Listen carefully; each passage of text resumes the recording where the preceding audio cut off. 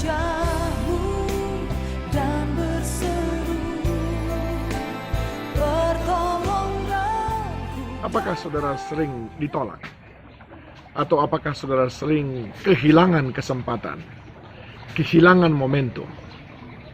Saya ingin mengajak saudara belajar dari seorang perempuan dari Siro Venesia, sebuah negeri yang bukan bagian daripada Israel.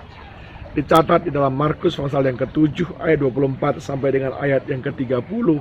Di sana perempuan ini datang kepada Yesus dan merengek-rengek supaya Yesus menyembuhkan anaknya yang kerasukan setan.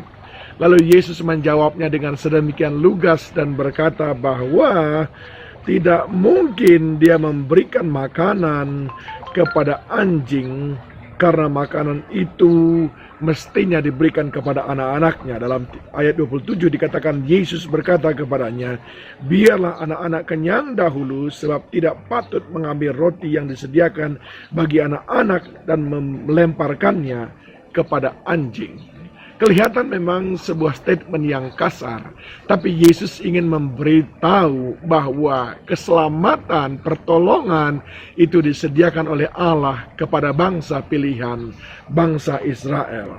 Dan dia bukan bangsa Israel, tetapi apakah dia patah semangat?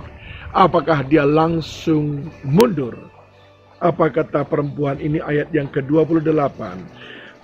Benar Tuhan, tetapi anjing yang di bawah meja juga makan remah-remah yang dijatuhkan anak-anak. Ayat 29, maka kata Yesus kepada perempuan itu, karena kata-katamu itu, pergilah sekarang, sebab setan itu sudah keluar dari anakmu. Kekasih-kekasih Tuhan, sering sekali pertolongan, bantuan yang kita harapkan dari orang lain itu seperti susah sekali datangnya karena kita belum memiliki keteguhan hati.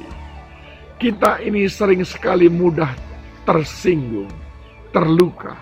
Seandainya perempuan ini tadi pribadi yang mudah terluka, dia tidak akan mendapatkan mukjizat.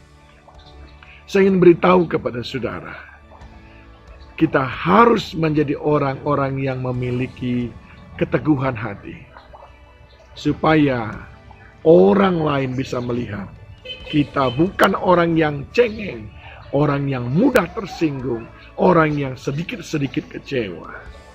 Yang kedua adalah kita harus menjadi orang yang rendah hati.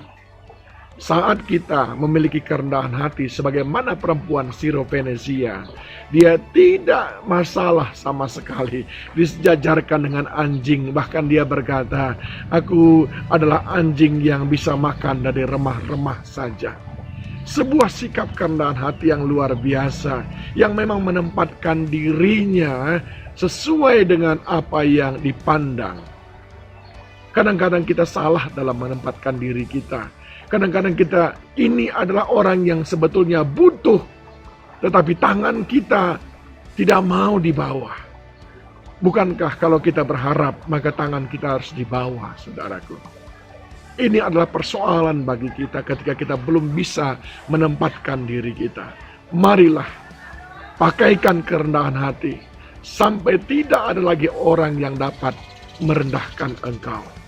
Dan yang ketiga adalah, kita harus memiliki tekad yang besar untuk meraih apa yang ingin kita peroleh. Dan saat itulah orang bisa melihat bahwa kita bukan main-main, bahwa kita bukan asal-asalan, bahwa kita bukan orang yang ingin instan dan segala sesuatu didapatkan dengan mudah, tapi kita memiliki tekad terhadap sebuah keberhasilan, terhadap tujuan kita. Pakaikan itu dalam hidup saudara, dan bila saudara bertemu dengan orang-orang yang seperti perempuan Siro Venesia berjumpa dengan Tuhan Yesus. Sepanjang minggu ini doa saya, saudara memiliki kekuatan hati, saudara memiliki kerendahan hati, saudara memiliki tekad hati yang kuat, dan saudara akan bertemu dengan orang-orang yang rela, yang mau menolong, memberkati saudara. Tuhan Yesus memberkati. Kau